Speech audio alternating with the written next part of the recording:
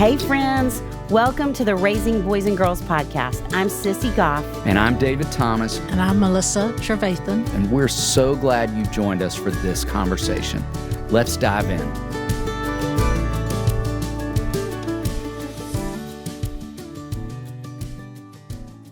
Well, hey, David Thomas. Hey, Sissy Goff. I'm so excited about this season. I am so excited about this season too. It feels more important than ever to have this conversation.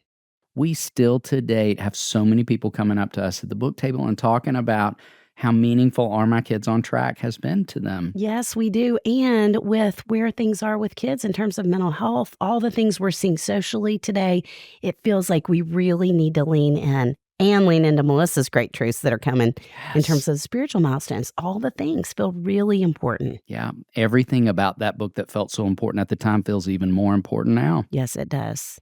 Will you give a little picture of where we're going and why this season? I'd love to. So we broke down this book with 4 emotional, 4 social, and 4 spiritual milestones that we want to see kids moving toward, progressing toward throughout development. But at the time we wrote the book, and again, more than ever now, we're just seeing greater evidence of where kids aren't moving toward these.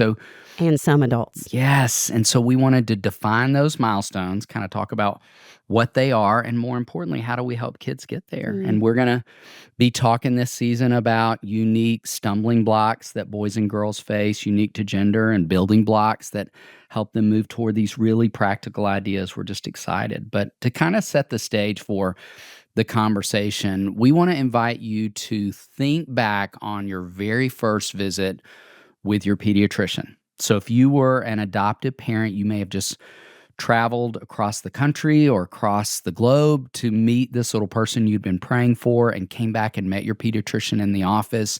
If you gave birth in a hospital, likely somebody from the pediatric practice came to check in on you. And wherever that appointment happened, what we know took place was that you began being asked a lot of questions. And if you were in the hospital having just given birth, then those questions were probably primarily about 2 things. They were about eating and pooping. So we're making sure that nutrition is going in and nutrition is coming out. And then as kids grow, the questions are like, is she making eye contact? Is he gripping? Is she pulling up? Is he crawling? Is she walking? How many words? Yes, we're tracking so closely within those questions and in those visits with their physical development. And we all know that if we begin answering no more than yes, then we're going to start leaning in and thinking, okay, what kind of support do we need to layer in so that kids keep moving forward in their physical development? And once they jump into an academic setting, we begin tracking closely with their cognitive development. So,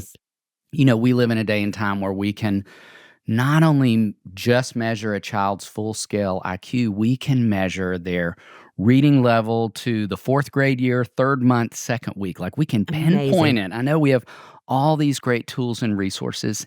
And there again, if we were to see evidence of kids aren't moving forward in the ways we'd want to see them moving forward in terms of their cognitive development, we would start thinking, okay, what kind of support do we want to layer in? Do we want to pull in a tutor in a certain subject, or we want to do some remedial reading work, but we want to keep that amazing kid we love moving forward in that thread of their development? But what we know is there's not really a context where we can track as closely with their emotional and social and spiritual development. And those are 3 vital threads of their development. And we have all seen plenty of evidence with some grown-up we know in this world of where it's very possible to keep moving forward chronologically, but to get roadblocked emotionally or socially.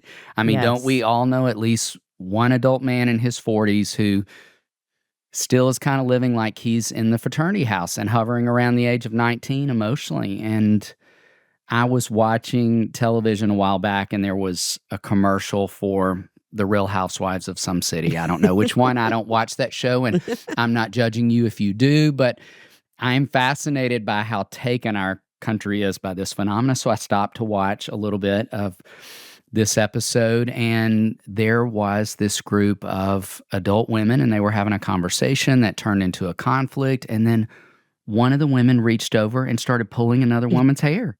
No. Yes, and I thought to myself, no, no, no. Yep. You can't pull hair anymore when you're in your 40s. Like that option should be off the table. Certainly should. But here are these adult women who cannot navigate the relationship and the conflict in a healthy, constructive way.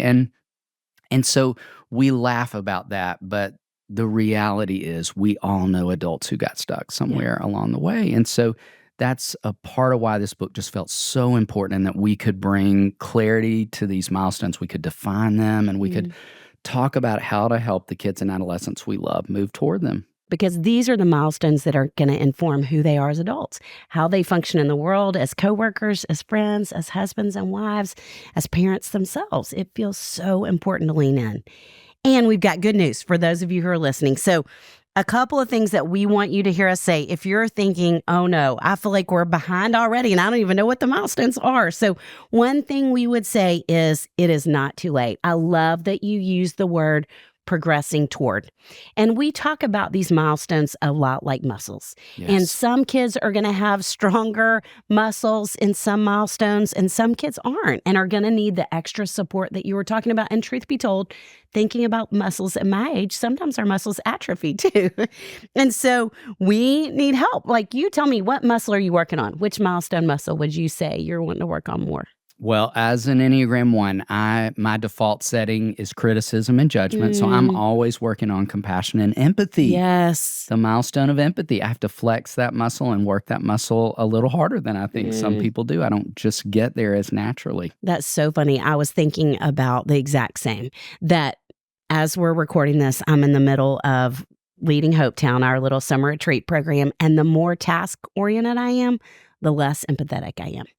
And so I feel like I'm having to labor longer and harder in that space this summer in particular. And so it is important, because we talk so often about how we can only take the kids we love as far as we are willing to go or have gone ourselves. And so we want to be moving toward this. And one of my favorite conversations with a parent ever about, are my kids on track? I don't know what city we were in. I want to say somewhere in the Carolinas. And the woman who brought us to their church came up with her Are My Kids on Track book. Do you remember this? Yes. And I bet it had 95 Post-it notes throughout the pages of the book. And she said, regularly as a family, we go around and we each pick a milestone that we want to work on for that season of life. And I love that not only was she helping her kids learn the importance of these milestones, but she was showing them we're all progressing towards them ourselves. We're all working on this together and growing individually and as a family. It's just not too late. It's never too late. And there's so much grace. Every time I sign a book, that's what I always sign in Are My Kids on Track? So much grace, because it can sound like we've got to hurry and we've got to make sure we're hitting all of them at the right time, and our kids are too. And that's not the truth. We're working towards, progressing towards. I love your word in that. And number 2, we're going to make this, like we try to do with everything, as user-friendly and practical as it can possibly be. We're going to give you a couple of takeaways at the end of every milestone. We're even going to give, I think we should give questions to help encourage growth in that specific milestone. And our hope is you don't have to go to Target and buy all kinds of products, but these are things, conversations you'll be able to have around the dinner table, putting your kids to bed, driving them to a birthday party, things you can practice if they're getting anxious, just really concrete, specific things we can do with the kids we love. Plus, I think some of the things I'm most excited about in this season are we're going to have some amazing experts, some of our favorite voices in each topic come in and weigh in about stumbling blocks and building blocks and what we could consider as we're leaning in. And tell them what else we have. So before, we have offered what we call Parents in the Trenches, which has been such a fun part of past seasons. And parents who are in that moment, we are going to have counselors in the trenches this time around. With counselors from our own little yellow house. We're going to introduce you to the Daystar staff, and they're going to help us talk about practical ways that we can help kids and adolescents develop in this space. And those conversations are going to be so fun. And for our spiritual milestones, we're going to have a lot of conversations with Melissa Trevathan, who is our favorite Bible teacher to kids. Yes, she is. And has so much truth by way of those milestones. So, okay, let's jump in about the emotional milestones. Let's go through the 4 really quickly.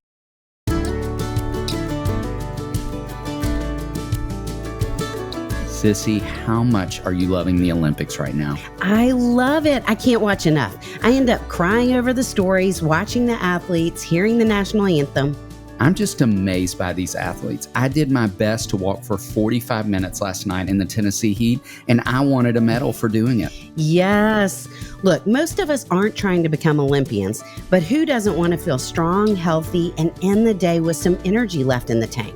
But that's not happening without good nutrition. That's why we take Field of Greens. It's whole organic fruits and vegetables, no extracts, no lab-made stuff.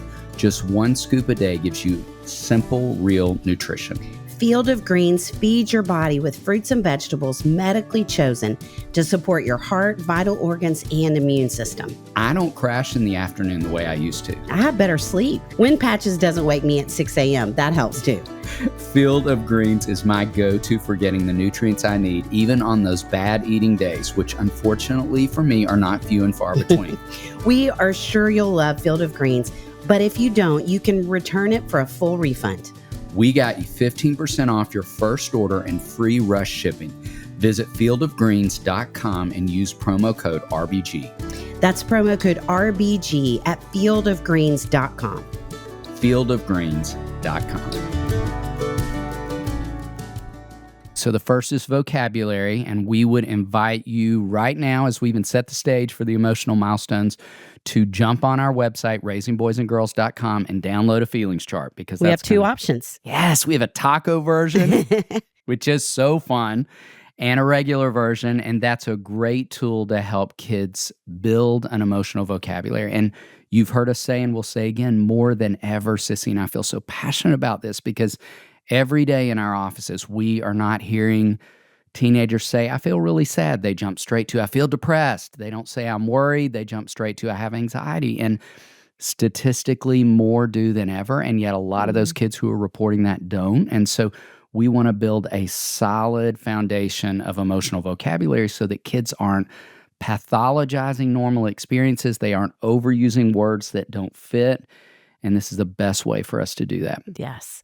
And if we were going to kind of overgeneralize, you probably talk more about emotional vocabulary muscle in your office. I don't have to work on that sometimes as much in my office, but I have a different muscle I have to work on, which with girls is the muscle of perspective. So if we were going to think about a scale from 1 to 10, kind of like the pain scale hanging up in the ER, what we want kids to be able to do is to define the number of their pain, to rate their pain, because we're having more kids than ever, girls in particular, but you definitely have boys who do too, who live at 10 or blow past 10 and go to 12, 13, 14. But I talk about that so much with girls in my office that I have named the scale a dramamometer because there's a lot of drama around that. But we know as adults, life really happens in the 2 to 7. And if they live at 10, not only are we creating kind of the boy who cried wolf, but they don't know how to describe their emotions with language that not only is going to help them understand themselves, but help the people who love them understand them as well. And so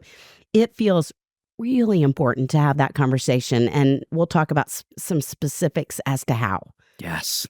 The third emotional milestone is empathy, the one that Sissy and I are working more on this summer. And empathy is a well-researched foundational ingredient in all healthy interpersonal relationships. So spouse to spouse, parent to child, coworker to coworker, friend to friend, empathy is a game changer. And we want to be developing that. I want to encourage you all right now to look up Romans 12:15. Put that on a note card somewhere on your refrigerator. I think is a great scripture that will frame the objective of the conversations we're going to have about empathy. And what's the fourth? The fourth is one we feel like is really important and we're seeing less of than ever before, which is resourcefulness. And we talk in the book about when your child comes up to a roadblock, what do? Because our hope is they find a way around it. But we're seeing more kids who end up sitting down in front of it and having no idea what to do, how to help themselves, how to work through the emotion or the problem. They don't know how to problem solve. I would say I have a lot of girls who not only sit down, but they start to draw flowers in the dirt by the roadblock. And so we want to help kids move their emotions towards something constructive. We want to help them learn to problem solve because resourcefulness is something we obviously all need to navigate life. Yes. And in this age of anxiety and depression and kids going to really dark places when they don't know what to do with those feelings, we want them to feel capable. And resourcefulness is integral to helping them develop that. Yes, it is. Okay, let's talk about a guiding principle each to kind of frame the conversation we're going to have about the 4 emotional milestones. You go first. Okay. My first one I would say is feelings are just feelings. I think when we were growing up, we thought there were bad emotions and good emotions. Good emotions were happy, grateful. I have a lot of anxious girls who I think still think this. The negative ones are angry, disappointed, embarrassed. Have you seen Inside Out 2? I haven't yet, but I want to. Okay, I want everyone who's listening to go see Inside Out 2 because they do this masterful job of introducing these adolescent emotions for Riley that I think we could think of as negative. And I don't want to give away the movie, but basically each emotion serves a purpose in where the movie goes, a really great purpose. Great. And the truth is, anxiety helps us stay safe when something's dangerous. Embarrassment is kind of helpful socially sometimes. Embarrassment keeps me from saying things that I shouldn't say in front of other people. All those things. Anger moves us toward justice in the world. All of those things are really important. And if we're stuffing those emotions that we might have considered negative growing up, they're going to come out sideways with more intensity or come out as anxiety or all morph into anger, something like that. And so feelings are just feelings. And we want to help kids know that. I love the Susan David quote of emotions are data, not directives. Yes. And I think we would add to that, emotions are data that teach us really important things about who our kids are and something about the heart of God and how he's going to reveal himself to our kids in the midst of who they are. And the same is true about us. And so we want to be paying attention and using those emotions as data. And we're going to be talking about that so much through the season. That's so great. What's yours? Okay, mine is something funny I heard forever ago. It's a line in a movie that still makes me laugh. It's that feelings are like children. And they use this great analogy of a car. I have one here in my office that I often will use as a teaching tool with a lot of conversations I have with boys and parents. And that is that we don't want to stuff them in the trunk, but we don't want them driving the vehicle either. And so where are children safely in a vehicle? Safely strapped into the back. Yes, absolutely. Fastened in the back. So we're aware of them. They're with us, but they're not in charge of us. And I'll sometimes use this illustration and say to teenage guys, like, where were your feelings? And they were like, driving the car, 100% driving the car, or they were in the trunk. I was acting like nothing was going on, and then I blew up. And so what does it look like for us to have them with us where we're aware, but they're not in charge of us? So, and we've got to be modeling that too. We do. So give folks a takeaway. What's something they could think about doing with this information? We want to do what that wise mom did who came and talked to us at the event. So grab a copy of Are My Kids on Track? You can go on Amazon and get a copy, or you can even look up the table of contents and write down the 12 milestones and have a conversation around the dinner table. Everybody pick a milestone you want to work on. And as an added bonus, why don't you go around and tell each family member a milestone you feel like they're doing well or you can tell they're progressing toward. And that way, not only can we challenge and add that in, but we can also add some encouragement in, which is what we hope this season is all about for you. Challenge and encouragement and reminders that we are cheering you on all along the way. So much grace for this track. Thanks for letting us be with you.